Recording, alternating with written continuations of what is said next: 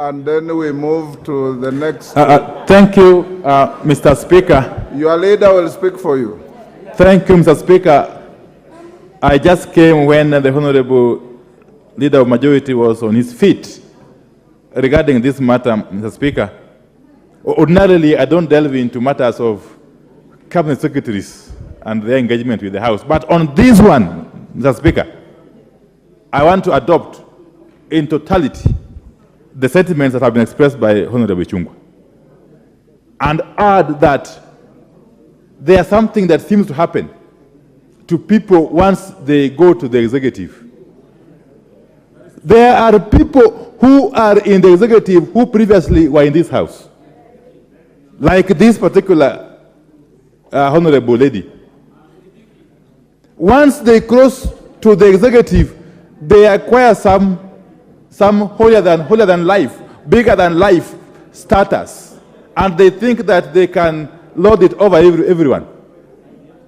Mr. Speaker, as a matter of principle, this is the organ of government that oversights the other organs of government. Mr. Speaker, we oversight the executive, we also oversight the judiciary in terms of their budget, and we oversight the independent commissions.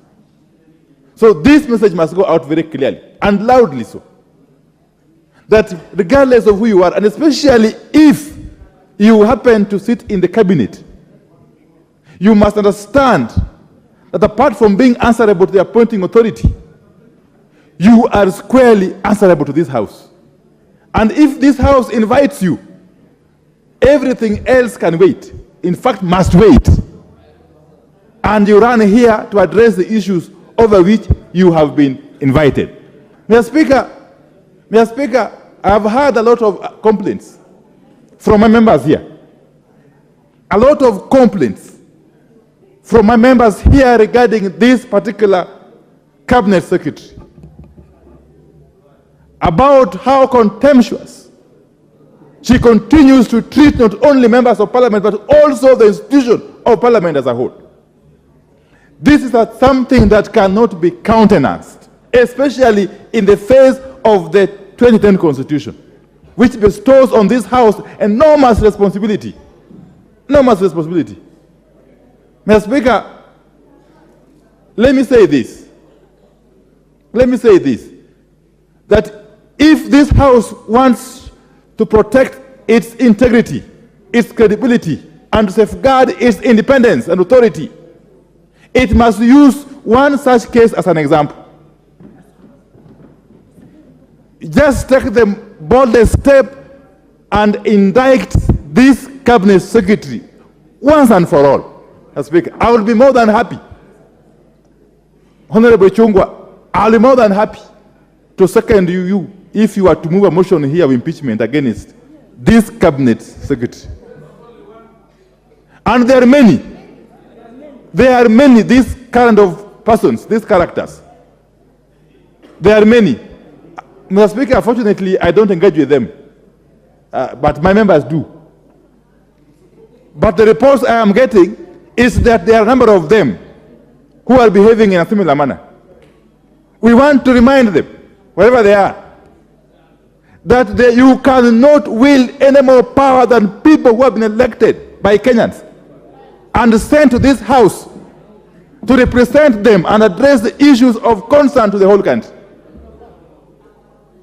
You could be sitting in State House or in the Cabinet Office, in your Cabinet Minister's offices, but you must understand that this House has got authority over you. This House.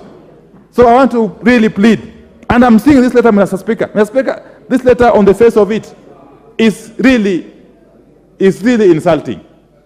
This letter is dated 5th July, which is today. And I am told she was required to be here. I didn't know because I don't take much interest.